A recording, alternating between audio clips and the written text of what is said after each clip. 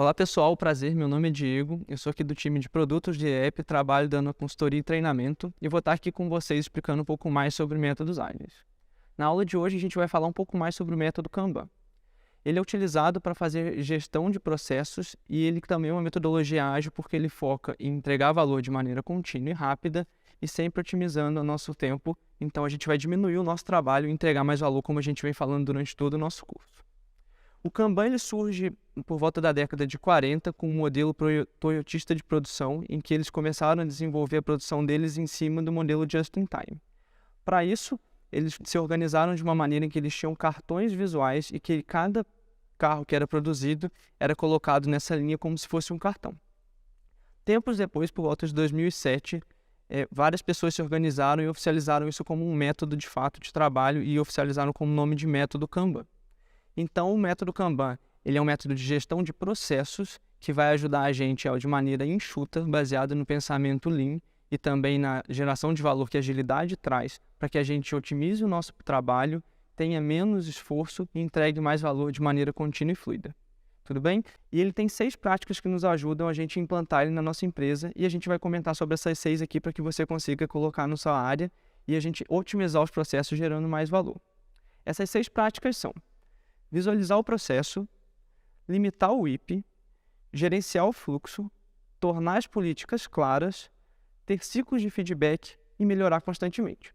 Eu vou passar uma por uma aqui para a gente não ter dúvida e explicar da maneira melhor possível. Tudo bem? Antes de tudo, a gente tem que entender que a gente começa com aquilo que a gente tem e a gente vai evoluindo continuamente. A primeira prática é a gente visualizar o nosso fluxo. O que isso quer dizer? Talvez a sua área ou a sua empresa ainda não tenha um fluxo de trabalho 100% desenhado. Algumas já têm totalmente mapeado. Mas o Kanban ele vai querer trazer isso de uma maneira totalmente visual. Então, a gente vai ter que entender que a gente vai trabalhar dentro de um quadro Kanban e cada quadro vai ter uma coluna que são as etapas do seu processo. Cada coluna ela vai ser gerenciada através de um cartão, que são os itens de trabalho. E como que a gente vai fazer para montar esse quadro Kanban? Pense da seguinte forma: provavelmente durante a sua rotina você tem diversas atividades que você faz em seguida. Então entenda, qual que é a primeira coisa que você faz quando uma demanda chega? Esse é o início do processo. Depois você vai começar a encadear fase a fase quais são as etapas que você segue até você entregar aquela atividade como pronta. Dado isso, você vai anotando e vai sequenciando. Cada etapa desse processo, a gente vai entender que é uma coluna do nosso quadro Kanban. E para que a gente consiga visualizar isso, dentro do nosso quadro a gente coloca as colunas em sequência de acordo com que as atividades acontecem e a gente vai descobrir qual que é o nosso item que a gente quer gerenciar. Esse item vai ser o cartão. Como a gente comentou, são cartões de sinalização. Esses cartões vão dizer em qual etapa do seu processo aquela demanda se encontra. Eu vou dar um exemplo bem simples aqui do dia a dia. Pensa numa pizzaria. A partir do momento que chega o pedido da pizza até o momento em que ele é finalizado para ser entregue, o pizzaiolo tem uma série de coisas que ele tem que cumprir. Cada etapa dessa é uma coluna que ele vai ter dentro do quadro Kanban da pizzaria. Então, é a montagem da massa, a preparação do recheio e assim por diante até a entrega. E é assim que você também vai precisar de fazer dentro do seu processo para você começar a gerenciar ele de acordo com o que o método Kanban traz. Para que a gente consiga fazer isso da maneira mais fluida possível e que não tenha muitos atritos, é bom a gente entender 2 coisas importantes com relação ao nosso processo. Quem são as pessoas demandantes e quem são as pessoas que entregam?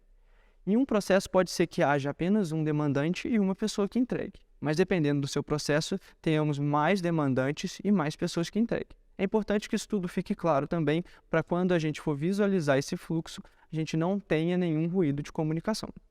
E a pergunta que eu quero deixar para vocês é a seguinte: atualmente, na sua área, você tem clareza de todo o processo?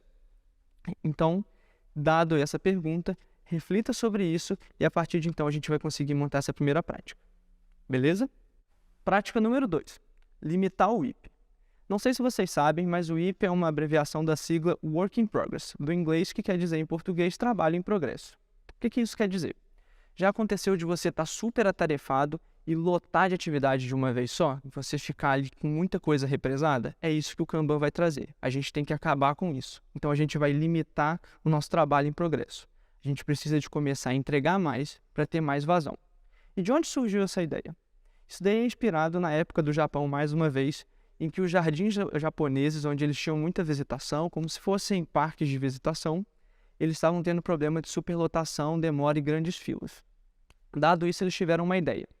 E se a gente limitar a quantidade de pessoas, entendendo que com menos gente elas vão dedicar menos tempo tirando foto, indo ao banheiro, bebendo água, então a gente vai conseguir ter um maior fluxo. Tendo um maior fluxo de pessoas, a gente vai diminuir a nossa fila e, consequentemente, o pessoal vai ter uma experiência muito melhor.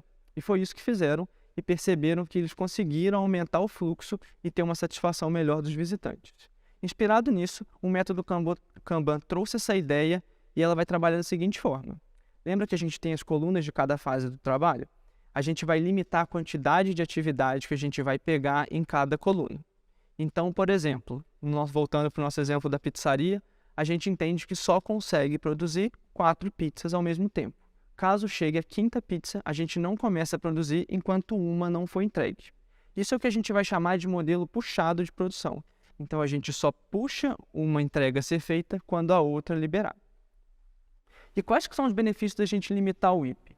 Aparentemente, pode ser que a gente vai ter uma dificuldade inicial e vai represar muita atividade. Mas isso provavelmente só vai acontecer no início. Depois de um tempo, já é comprovado que a vazão do seu processo ela vai aumentar. É simples, entenda. A sua produtividade é uma relação entre a quantidade de coisa que você tem e o seu tempo disponível. Então, quanto mais foco você der para suas atividades, mais rápido elas entregam consequentemente. Por isso que a gente vai buscar ter sempre esse WIP limitado e para que a gente consiga entregar valor de maneira mais rápida. E você pode se perguntar, mas como que a gente vai fazer para decidir o tamanho do WIP de cada fase? Isso vai muito de acordo com o seu processo e o seu entendimento sobre as suas atividades.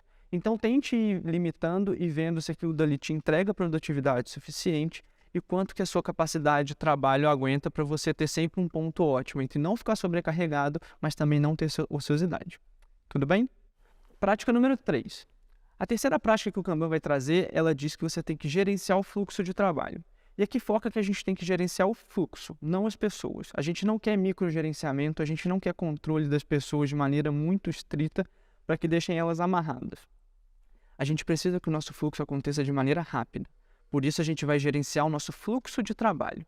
Então entenda, se a gente está conseguindo passar esses cartões de uma coluna para outra de uma maneira eficiente, se a gente está entregando valor de acordo com o que é necessitado da nossa área. Para isso, é muito importante que a gente também faça essa gestão constante e analise métricas. Existem algumas métricas que o Kanban traz e a gente quer destacar as 3 que aqui no IEP a gente considera como as principais. A primeira delas é a vazão. A vazão é a quantidade de entrega que você consegue realizar num período de tempo. Então, durante uma semana, durante um dia ou durante um tempo de horas, você vai descobrir quantas entregas você consegue fazer. É simples. Quantas pizzas você consegue produzir num dia, por exemplo. A segunda métrica é o cycle time, ou tempo de ciclo. O que o tempo de ciclo quer dizer? Quando você começa a trabalhar em uma atividade, até você entregar essa atividade, qual que é o tempo que você fez isso? Então, o primeiro a gente trabalha a quantidade de atividade por um tempo, a segunda é quanto tempo para uma atividade. E a terceira métrica que a gente considera muito importante aqui no IEP é o lead time. O lead time é a partir de um momento em que a demanda chega até o momento em que ela é entregue. Qual que é a diferença do lead time para o cycle time? O lead time ele considera o tempo em que você ainda não começou a trabalhar naquela demanda.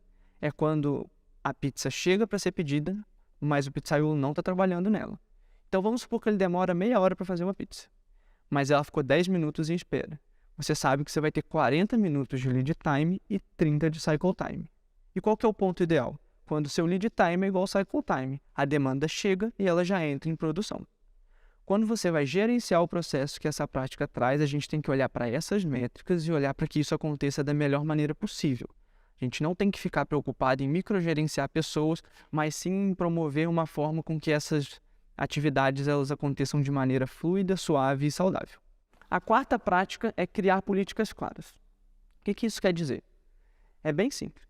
Todo mundo do nosso time tem que entender quais são as políticas para que a gente consiga rodar o nosso processo da melhor maneira possível. Isso daí quer dizer nada mais nada menos do que alinhamento de time. É tornar claro quais são as regras do nosso processo. Por isso, é importante que o time tenha, num lugar de maneira acessível a todos, quais são todas as regras, os combinados e os acordos. Aqui no IEP, geralmente, a gente gosta de chamar de regras de ouro da equipe. onde a gente vai ter regras de comportamento, regras de entrega, entender quem são as pessoas responsáveis e quais são as formas que a gente pode avançar uma atividade, por exemplo, ou segurar. Isso daí é muito importante para que não haja ruído. O ruído durante o processo pode trazer muitos conflitos de comunicação e isso vai atrasar a sua atividade, vai desgastar a sua equipe e vai tirar muito do engajamento. Ter regras claras ajuda muito a gente a ter o time engajado, porque todo mundo sabe o que a gente deve seguir e quais são os nossos padrões de comportamento esperado. Assim a gente consegue até aprimorar o processo, que é uma das coisas mais importantes que o Kanban vai trazer. A quinta prática que o Kanban traz são ciclos claros de feedback. Então a gente precisa aqui, para melhorar o nosso processo, de ter feedbacks em cima dele. A gente não pode ficar só entendendo que o nosso processo, a partir do momento que ele está feito, ele não precisa ser melhorado. O Kanban ele parte do princípio de que a gente tem que começar com aquilo que a gente tem e evoluir continuamente. Isso daí também ajuda com que a gente tenha maior aceitação na evolução do nosso processo e também com que a empresa abrace de maneira melhor toda essa evolução. Mas para isso a gente precisa de ter momentos claros de ciclo de feedback. Então, estabeleça alguma reunião dentro de um período claro, por exemplo, a cada 15 dias ou a cada mês a gente vai ter uma reunião para a gente entender o que está dando certo, o que está dando errado e trace planos de ação para que a gente consiga fazer isso daqui melhorar. Então é importante que esses ciclos eles tragam cadência de melhoria e melhorem também a cadência do nosso processo. A gente vai olhar para basicamente duas reuniões importantes de ciclo. Uma, a gente tem que sempre preocupar com os feedbacks com relação ao processo em si e outras também se o nosso feedback ele vai contribuir com a evolução da nossa entrega. Isso quer dizer que a gente precisa de entender que o nosso processo ele tem um resultado claro que é a entrega de valor. Então a gente não tem que só trabalhar para que o time consiga trabalhar durante o processo, mas sim com que o resultado final do nosso processo seja algo interessante para o nosso cliente. Prática número 6. Melhorar colaborativamente. Agora que a gente já visualizou o processo, já limitou o IP, já gerenciou o nosso fluxo de trabalho, já tornou as nossas políticas claras e agora que a gente já tem ciclos de feedback, o objetivo é melhorar continuamente. Então você vai precisar de colaborar com o seu time e criar formas de que você aprimore cada vez mais através dessas práticas que a gente trouxe a melhora e aprimoramento do seu processo. E por que você pode estar se perguntando, além disso tudo que você já me mostrou, quais são as vantagens de você trabalhar com o Kanban? Existe um relatório mundial feito com todo mundo que utiliza o Kanban e o relatório de 2022 ele apresenta os 4 principais benefícios de quem aplicou o Kanban. Veja aí na tela o que a gente traz. O primeiro benefício é que quem utilizou o Kanban conseguiu aumentar a visibilidade do fluxo. A segunda coisa que eles apontaram é que eles melhoraram a velocidade das entregas, ou seja, aumentou a vazão. A terceira coisa é que aumentou a previsibilidade, que é uma das coisas mais complicadas hoje em dia nesse mundo que a gente vive, né? E a quarta coisa que eles relataram foi o alinhamento entre os objetivos do negócio com os resultados-chave e o trabalho entregue. Então, acredito que a gente já conseguiu mostrar mais do que comprovadamente que é muito interessante a gente trazer essa forma de gerenciar os nossos processos. Espero que vocês tenham gostado e apliquem isso daí na área de vocês. Tudo bem? Até a próxima aula, pessoal. Um abraço.